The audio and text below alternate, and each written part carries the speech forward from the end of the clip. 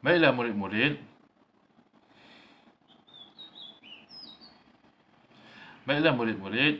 azam saya sebagai pemimpin.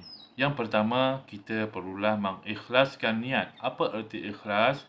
Iaitu sebagai apabila kita sudah dilantik menjadi pemimpin di peringkat kelas, iaitu ketua kelas, ataupun di peringkat sekolah, pustakawan, pembimbing rakan sebaya, pengawas, kita perlulah mengikhlaskan niat kita. Apa maksud ikhlas? Ikhlas artinya membuat sesuatu hanya kerana semata-mata mengharapkan ganjaran pahala daripada Allah Subhanahu Wa Taala, bukan uh, untuk mendapatkan pujian cikgu ataupun nak mendapatkan pengaruh daripada kawan-kawan ataupun mendapatkan kepercayaan ibu bapa. Tidak, kita tidak mahu macam tu. Kita perlu hanya kerana Allah Taala sahaja. Kerana apa? Kerana jawatan ini yang menggerakkan guru untuk melantik kamu ialah Allah Taala.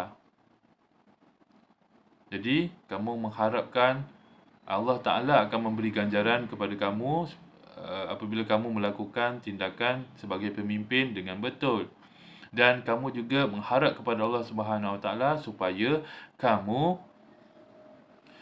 diberi petunjuk, diberi bimbingan, diberi dorongan ke jalan yang betul dalam membuat keputusan apabila menguruskan kelas ataupun menguruskan persatuan dan kelab. Poin yang kedua, kamu perlu memahami maksud kalimah syahadah. Kenapa kita perlu memahami kalimah syahadah ini?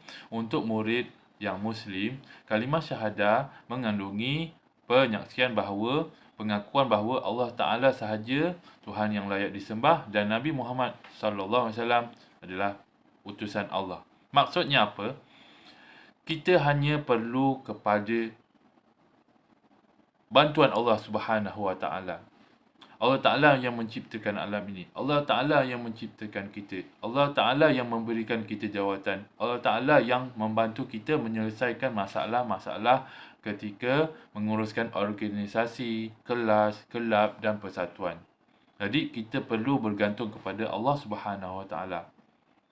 Bukan itu saja, kita perlu juga mengikut cara Nabi Muhammad sallallahu alaihi wasallam, kerana mengikut Nabi Muhammad sallallahu alaihi wasallam itulah yang akan menjanjikan kejayaan dalam kehidupan kita.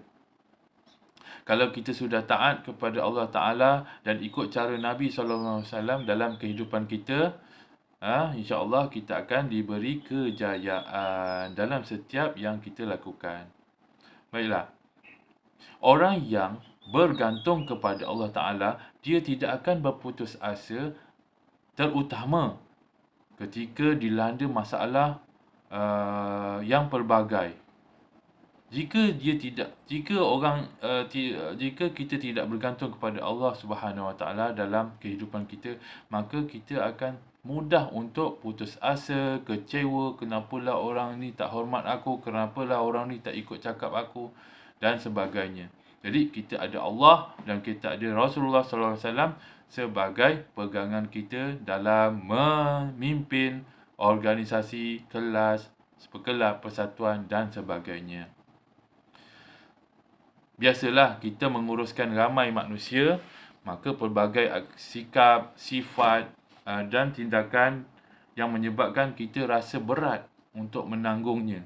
Maka kita ada oleh sebab itulah pentingnya ada kalimah syahadah supaya kita tahu bahawa Allah tempat kita mengadu. Kita bukan mengadu dekat media sosial, kita bukan mengadu kenapalah dia ni tak ikut cakap aku gini-gini, sombong, bongkak, degil, tak dengar kata.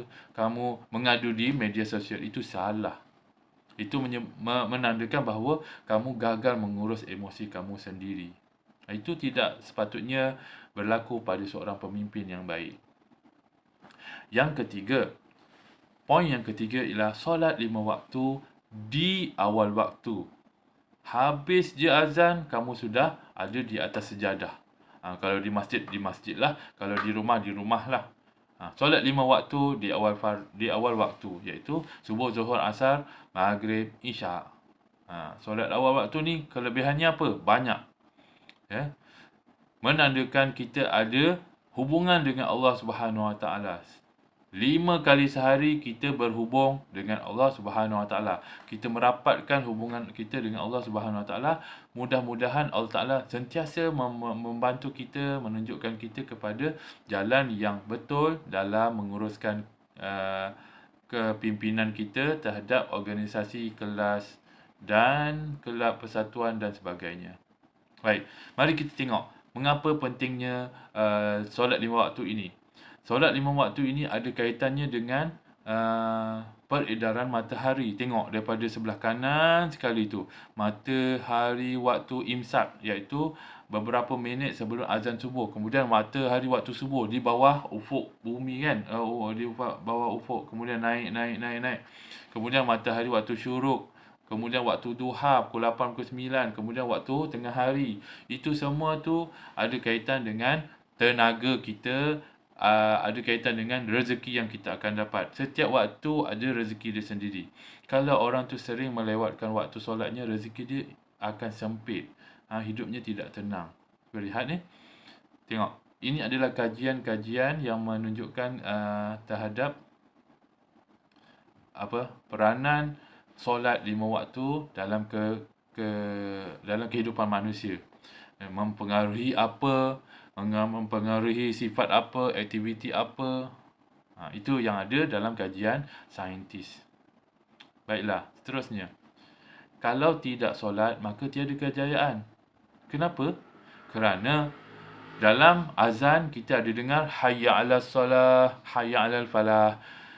Kalau kau bersolat, insya-Allah kau akan berjaya. Kerana apa? Dalam solat tu ada kejayaan. Kalau tidak solat, tidak berjayalah. Itu saja sifirnya. Mahu berjaya, kamu jaga solat kamu di awal waktu. Segera solat, masa kita akan jadi berkat. Segera solat, rezeki kita akan jadi luas. Datang mencurah-curah tanpa disangka-sangka. Rezeki luas ni bukan hanya duit saja. Kamu boleh dapati nikmat rezeki ni dalam keadaan dalam bentuk jiran yang baik, kenderaan yang elok, urusan yang lancar. Itu semua rezeki. Dapat kawan-kawan yang baik, itu semua rezeki. Dapat ketenangan hidup, itu semua rezeki. Jadi kalau kita segera solat, insya-Allah 3 benda ni akan mudah kita dapat, iaitu keberkatan masa. Kita rasa masa kita sangat berguna, bermanfaat. Maksudnya dalam satu hari tu kita boleh buat banyak kerja walaupun orang rasa tak cukup masa. Kamu sentiasa merasakan cukup masa. Kerana apa? Kamu telah mengukur, menyukat aktiviti seharian kamu dengan sempadan waktu-waktu solat. Okey, subuh sampai zuhur apa? Zuhur sampai asar apa yang kamu buat gitu. Jadi kamu akan merasa keberkatan waktu. Kalau kamu solat lewat, maka rezeki kamu akan sempit, kecil, sedikit. Dan hidup kamu akan jadi sempit kalau solat lewat.